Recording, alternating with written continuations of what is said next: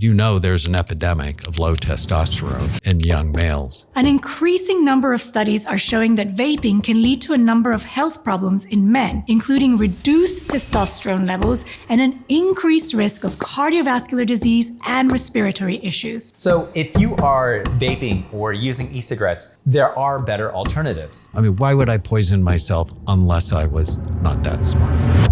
So you're these guys in the year 2007, Adam Bowen and James Monzes, longtime smokers and students of product design at Stanford University. Both of you have been smoking pretty much since high school, and you knew it wasn't the best habits. Because even though cigarettes in the 60s and 70s were still bad, the modern day cigarettes you were smoking are actually a million times worse.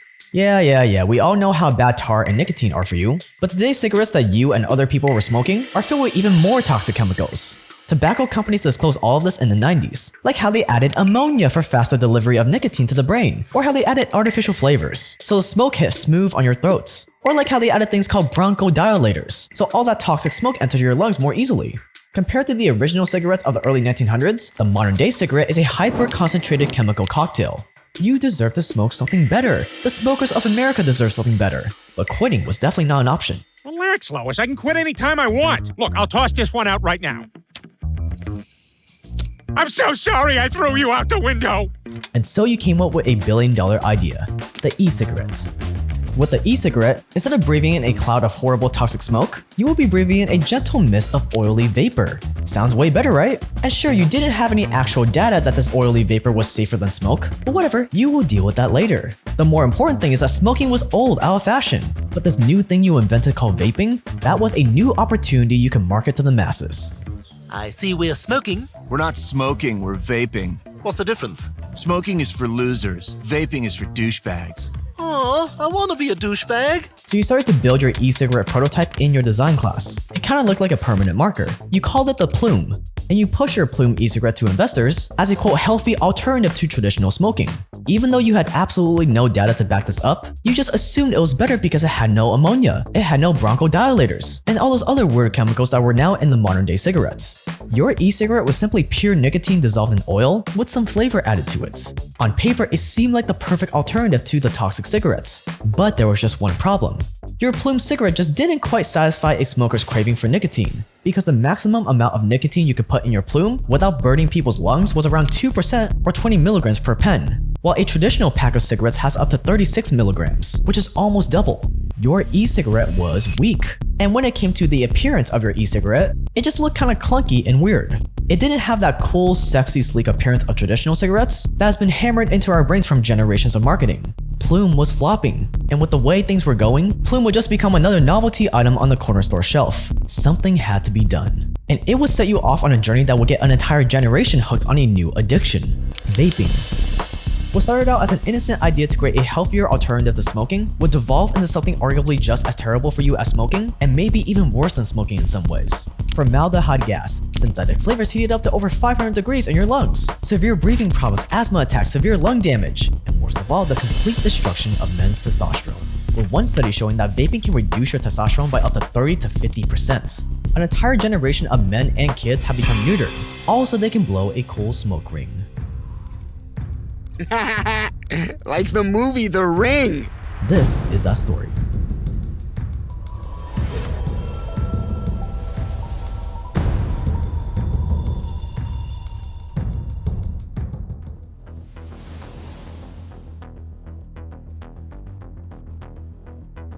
Smoking has always been considered cool thanks to generations of ads and product placements. But in recent years, at least in America, smoking is no longer cool, especially among the youth, and it's thanks to all the anti-smoking campaigns. And boom, that is your window. With smoking out of fashion, if you can find a way to have vaping fill that addictive gap in America's youth, you are gonna be a billionaire. So you scrapped your clunky Gen 1 vape and you went back to the drawing board. You needed a new e-cigarette that was sleek, discreet, sexy, just like a real cigarette. You need it so that when users take a hit, that hit has to be smooth on the back of your throat. Not like your Plume pen, which felt like you were literally breathing in a forest fire with every breath. So to create the smooth hit, you added something called propylene glycol, a chemical that's found in antifreeze. Adding in propylene glycol seemed like a genius idea. It would make your vapor moist and smooth, and the FDA says that propylene glycol is technically safe for use in food products. Is your product technically a food product? Who knows? But why not throw it in? studies would eventually come out showing that when propylene glycol is heated to insane levels and vaporized, it produces formaldehyde gas. And yes, formaldehyde gas has been proven to directly cause cancer. Yummy! For example, there was a study that came out recently that looked at these the hair straighteners that had formaldehyde, and what they found was in women that use these products on a regular basis, they seem to double the risk of uterine cancer, breast and ovarian cancer. But come on, you need to give your customers the most enjoyable and addictive experience possible. So propylene glycol it is. But that's just the first step. With propylene glycol, customers no longer feel like they're breathing in a forest fire. But the problem is, it still tastes like a bland, flavorless gas, which is kinda off-putting and feels like you're not taking in anything. That's why you gotta take a page out of the playbook of ultra-processed junk food and add in lots of synthetic flavors, like mango nectar, cucumber, vanilla, apple orchard. So not only will the hit be smooth and cool, but it will also taste like sweet, delectable candy. And yes, these synthetic flavors are technically considered safe by the FDA, which is extremely questionable in itself. But heating them to over 500 degrees and sucking them into your lungs? And no one really knows what that does yet. One study showed that mice exposed to vaporized flavorings experience high levels of inflammation in their bodies. But it's not illegal to put flavor into e-cigarettes, so you're just gonna go for it. And now you just need one more ingredient to make absolutely sure that your customers will continue buying over and over and over again. And that ingredient is insane amounts of nicotine. And boom, there you had it, your new product. Since the name Plume already had a bad name to it, you decided to relaunch under a new name, Juul. And unlike the Plume pen, which only had around 2% nicotine, each of your new Juul pods will have more than double that, at 5% nicotine. The same amount of nicotine as one pack of cigarettes. Yeah, that would do nicely for the addiction parts. And finally, to vaporize all these ingredients together into that satisfying fruity vapor, you'll use a metal coil. A metal coil that will leak toxic metals like arsenic, nickel, and lead into the vape juice and then right into the user's lungs. But at least it'll look cool. The first thing that came to my mind was, this is nothing like a cigarette. Looks really sleek, smells good in a way, doesn't hurt your throat because it's just really smooth when you hit it. You can literally Juul under a desk and not get caught. And so with your prototype complete, now it was time to bring it to markets.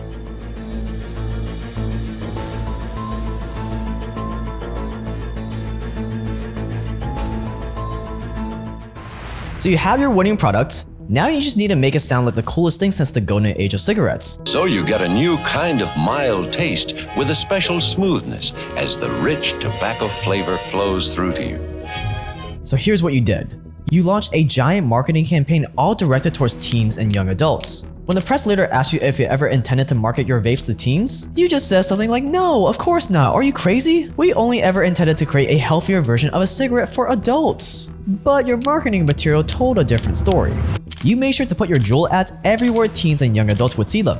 You blasted every town in America with Juul propaganda. You put print ads of teenagers using Juuls in Vice magazine. You handed out free sample of Juul pods at concerts. You mounted huge digital billboards in Times Square. You scoured social media for influencers who fit your demographic. Quote, smokers, cool kids, and fun people, end quotes. These young influencers will vape on camera using your hashtags Juul and Vaporized. You even did presentations in schools. Did the presenter call Juul quote-unquote totally safe more than once? Yes. What impact did those quote-unquote totally safe comments have on your classmates, some of whom may have already started vaping? For my classmates who were already vaping, it was a sigh of relief because now they were able to vape without any concern. And the teenagers went wild for it. You just meet people in the bathroom to get a hit. I mean, there's not much nicotine in it, so what's it gonna do to me? Can be used pretty much all the time, but you like it better. They're very discreet compared to cigarettes, at least. Your new product was strong, way stronger than that pathetic Plume pen, and so the youth of America got hooked on Juul. And as kids, they didn't understand how much nicotine was in each pod. It had a 5% and a 3%. My own son said, 5% of what? You know, no one knew what 5% nicotine meant. All they knew was that vaping was so cool, rebellious, and flavorful. I mean, look at all the fancy vape pens I can buy. And so they just couldn't stop. And it wouldn't take long for the consequences of adding all those chemicals and flavorings to start showing.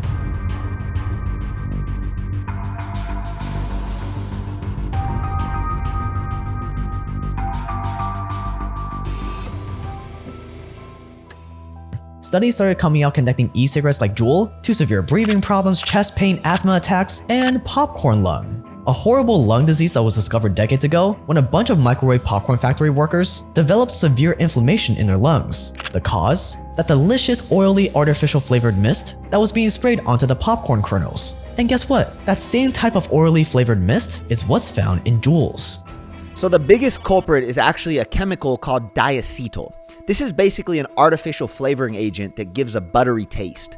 So diacetyl is in things like popcorn flavoring, but you're also going to find it in like vanilla, coconut, maple flavoring as well. It gives a dessert-like taste that's almost cake-like, and a lot of vape juices have this chemical in it. See, the crazy thing is that it's not going to be listed in any way on the actual packaging. They list it as a flavor, and it can literally destroy your lungs when you breathe it in, especially when you heat it, right? You heat that actual chemical and then breathe it in, and it is really scary, dude. It's been shown that in high amounts, which you're doing when you're vaping all day, can cause permanent lung damage. And that's why all these factory workers who were breathing in the buttery flavor got like millions in payback. It's because their lungs were destroyed literally forever. This is my great friend Robert Oliver, by the way. He's the founder of Top Shelf Grind, which you might have seen on Amazon. He's a great friend, and he's always been obsessed over optimizing his health. Vapors were also starting to develop something called vaping pneumonia, which was caused by the mist of hot oil that they were breathing in all day. This hot oil was literally chipping away at their lungs, and some kids even ended up with collapsed lungs. One doctor at Johns Hopkins said that, quote, "We're seeing a rash of collapsed lungs in younger people. We always ask if they've been smoking, and they'll often say, no, I don't smoke, but I do vape." They took a picture of my lungs and like regular lungs, and it was just looked like they had fog all over them. But the problems didn't end there, because vaping is the new trend for smokers. People have even started making their own vaporizers and vape juice with a higher voltage and ingredients like vitamin E to make the vaping liquid thicker. And sure, vitamin E sounds healthy, but like diacetyl, when you vape vitamin E into your lungs, it can totally destroy them. One 17-year-old spent 5 weeks in intensive care with something called EVALI, which stands for e-cigarette or vaping use associated lung injury. He was even put on a wait list for lung transplants. I had a really bad headache, that was my main thing, and I just felt really sick. 1 year ago, the self-proclaimed vaping fanatic suffered a collapsed left lung. At this time, I didn't think vaping had anything to do with it, and I told them that, so I didn't stop. But aside from these extreme cases, vaping is also turning you into a straight-up beta male. So there's been multiple studies done showing that vaping lowers testosterone like crazy. There was one study that they did on rats where they gave one group of rats the e-liquid with nicotine and one group just e-liquid without nicotine, and both groups ended up with something crazy like 30 to 50% lower testosterone when they actually started the study. And I don't think it's like the literal smoking that's doing it. I mean, we've been smoking for centuries, right? Ancient cultures have smoked as part of rituals. I think it's fine to smoke a cigar every now and then. Like that's generally considered lindy. But taking in those toxins and endocrine disruptors through vape juice and even in traditional cigarettes, it's absolutely horrible for your testosterone levels. And we all know this intuitively. Imagine in your mind the average guy that vapes. What do you see? Pale, acne, smelly, dirty, either really skinny or really fat? Is it the vaping that attracts this crowd, or is vaping the cause of it? It's probably a little bit of both. But either way, you probably don't want to be a part of this crowd.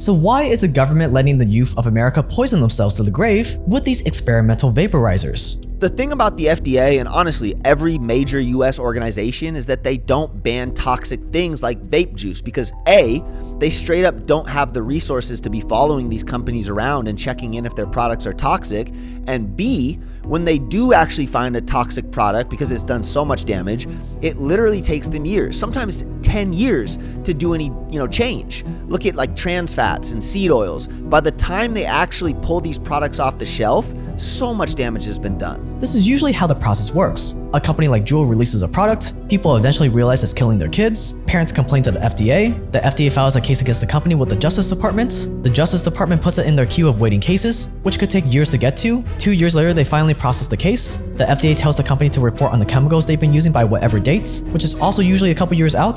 The company will then file an appeal to keep their products on the shelf. The FDA may or may not reply until a couple years later. And while all this is happening, the company is still slinging their toxic vape juice to the public. That is why you cannot rely on the FDA to determine what is safe or not. The FDA set a deadline in 2018 for vape companies to submit documents on the ingredients they were using in their vape juice. But surprise, surprise, the FDA eventually pushed that deadline back to 2020. The FDA moves at a snail's pace, and some of it's lack of funding and staff, and some of it's because members of the FDA will vote against banning something because they're invested in the products or companies in some way. So you have these doctors and health experts on the board of the FDA, and maybe they're given some sort of gift, right, by a drug company or whatever, or maybe their clinic received a donation from some health food company. And this is almost like an under the table deal, right? It's kind of a revolving door between industry and the FDA. And you really can't trust what the FDA deems as safe because, like I said, they're decades behind and sometimes they don't have any interest in regulating these things to begin with. If you're doing anything like that all day long, if you're taking any mist into your body that has chemicals in it, which is essentially what those things are, those ones that look like a lunchbox and these kids are sucking on them and they make giant clouds of smoke, those kids are taking in stimulants through their fucking blood vessels all day long. In the lung.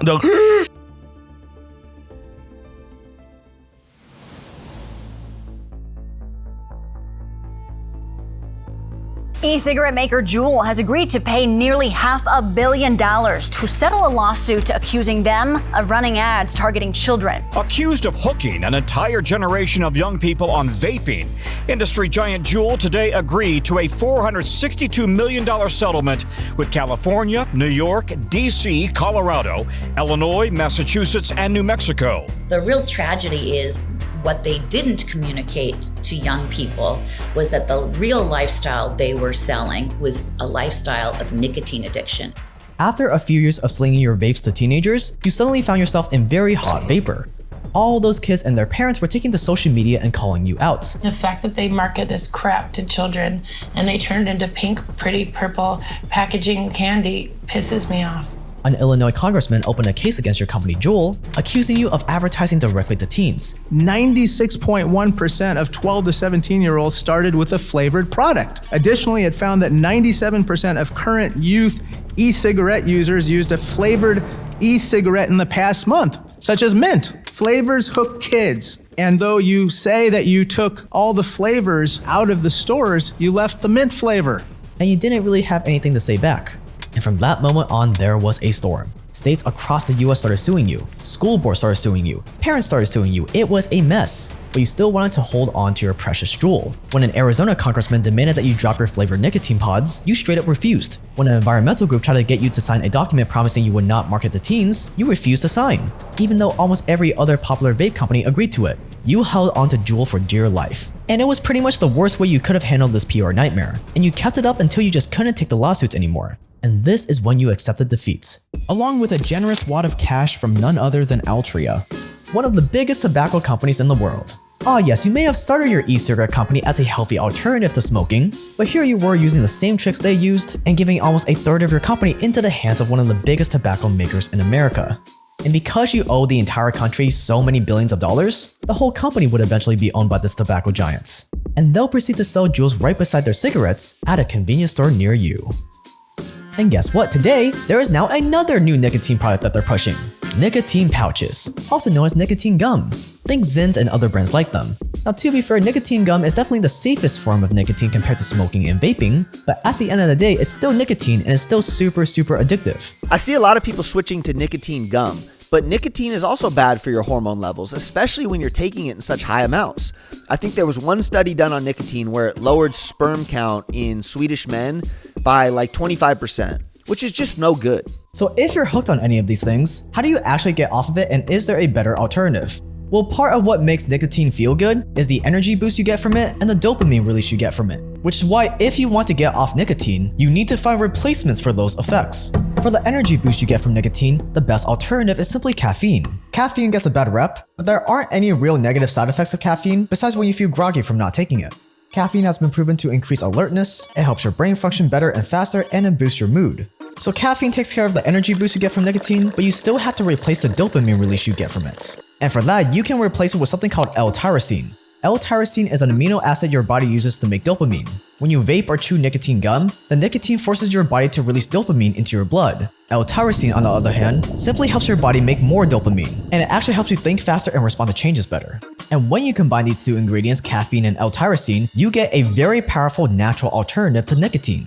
But obviously, shoveling spoonfuls of caffeine and L-tyrosine into your mouth isn't going to be as satisfying compared to one of those cute little nicotine pouches. So if you're really going to replace your nicotine gum with the stuff, you need to wrap it in an equally satisfying package. And that's exactly what Rob had in mind when he created King Dip. King Dip is basically a nootropic energy pouch with zero nicotine. It takes caffeine and L-tyrosine and combines it into a neat little package that will really get the hair on the back of your neck standing up. It also has a smooth, cool mint flavor, and on top of that, King Dip also contains two powerful testosterone boosters, Tonka Ali and Horse Chestnut, which means on top of having more energy and cognitive performance, you're also going to be increasing your testosterone using clinically tested ingredients in the right doses and all the benefits that come with that. I've been taking King Dip and it has been amazing. I can't recommend it enough, so scroll down, click the link below and buy some for yourself right now. Click the link below to try King Dip now. Thanks to King Dip for being the sponsor of this video.